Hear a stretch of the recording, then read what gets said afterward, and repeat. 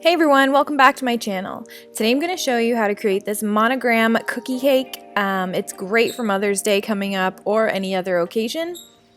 First, you're going to need to find a letter that you like and cut it out.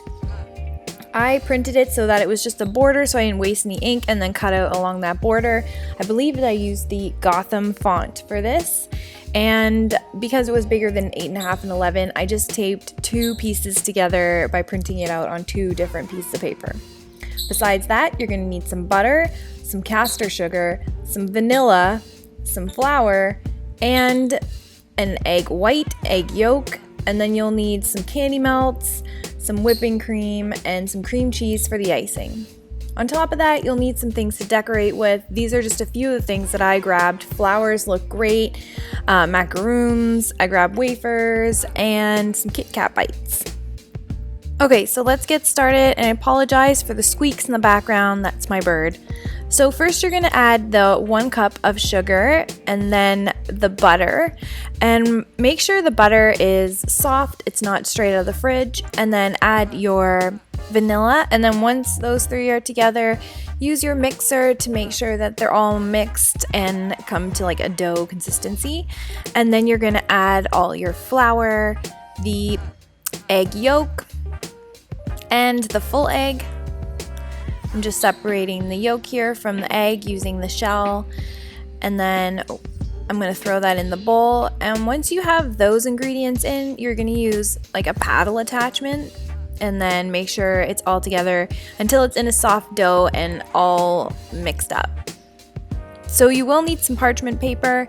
You'll need 2 sheets, one to put on your surface and then another sheet to put over top of the dough. This way, when you roll it out, it's not going to get stuck to whatever you're rolling it out with.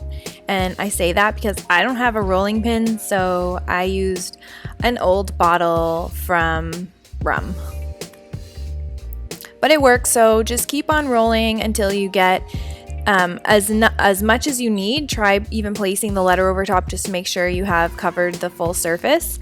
And I think it's just like 4 millimeters thick maybe, so not super thin and not super thick. And make sure it's just nice and flat and smooth so that the cookie is nice and flat and smooth. So once you have it all flattened out, you're just going to take that top sheet of parchment paper off, and then you're going to place the letter cutout on top. And then once you have that on top, you're just going to use a knife to cut around the letter. Make sure to try and cut as smoothly as possible so you don't get any jagged edges in the shortbread. And then when you're done, just take away all the extra shortbread dough. I just want to let you know that I did get the recipe from a blog that is not my own, so I'll make sure to leave the link to that recipe below. I did use a recipe for the icing that was from a different blog, so I'm going to leave both of those, and I will let you know later when I get to the icing. But once you're done this, you're just going to want to transfer that whole sheet to a large baking sheet. And then you're going to want to do it a second time because it's going to be 2 layers to make it kind of like a cookie sandwich. So you're going to want to put this in the oven, I believe at 375. The instructions on the blog said 180, which was actually Fahrenheit or Celsius, not Fahrenheit. So I messed that up. But anyways, you want to put it in there until the edges are just golden brown. You definitely don't want to overcook it. So now I'm going to get to the icing. You're going to add your whipping cream to a small pot so that you can boil it and make it hot enough, or you can just add the chocolate chips to the milk and then put that in the microwave for a minute, and then just make sure you stir it until it's all totally mixed. But the way I'm showing you here, I just slowly added it while it was hot and then stirred it until they were gone.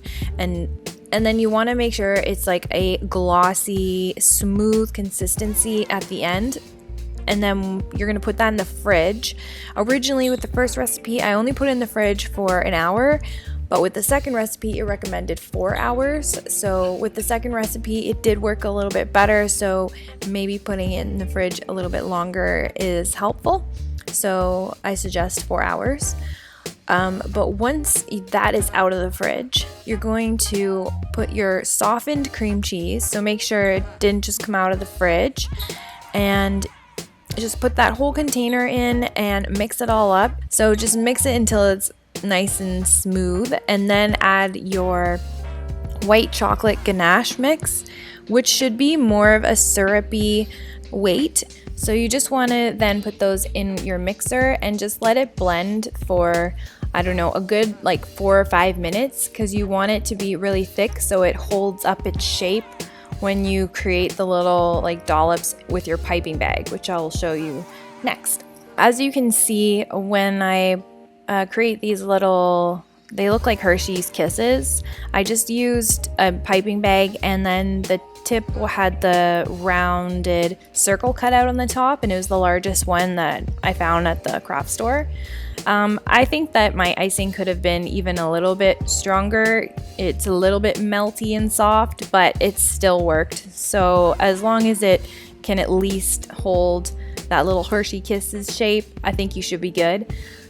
So you should be able to do like 2 rows or 2 columns of these little dollops. You can see in the other half of my M I had 3, so whatever you need to fill it up. And be extra careful with your cookie, because as you can see, mine broke. But it doesn't matter because it's gonna get covered by icing, so no one will be able to see that. And then you're just gonna do the same thing over again to the top, but try and make the top a little nicer, because this is the one that people are actually gonna see when you show them the cookie. So just finish up the whole top of cookie, and next we're gonna grab the decorations we have to put on top, which could be fake flowers, treats, fresh fruit, or even fresh flowers.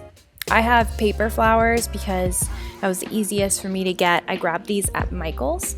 So I didn't actually have any plan while I was decorating this. I kind of just went for it because it was late at night and this was taking all day because I had a mess up, and then the icing took 4 hours to cool in the fridge. So at this point, I just wanted to get it done. But I think it still looked good at the end. So I put in the Hershey Kisses next, and then I grabbed these little wafers, put them in half, and added those. And added in some of the fake flowers, which I think add a little nice touch as well. And what you didn't see here was I actually grabbed some rainbow sprinkles and then put those on top as well. I think it just kind of added something to the white icing that was left over. And this was the finished product, and the person who I gave it to really loved it, so I think it's perfect for Mother's Day. Again, all the recipe links are in the description box below, and I'll see you next time.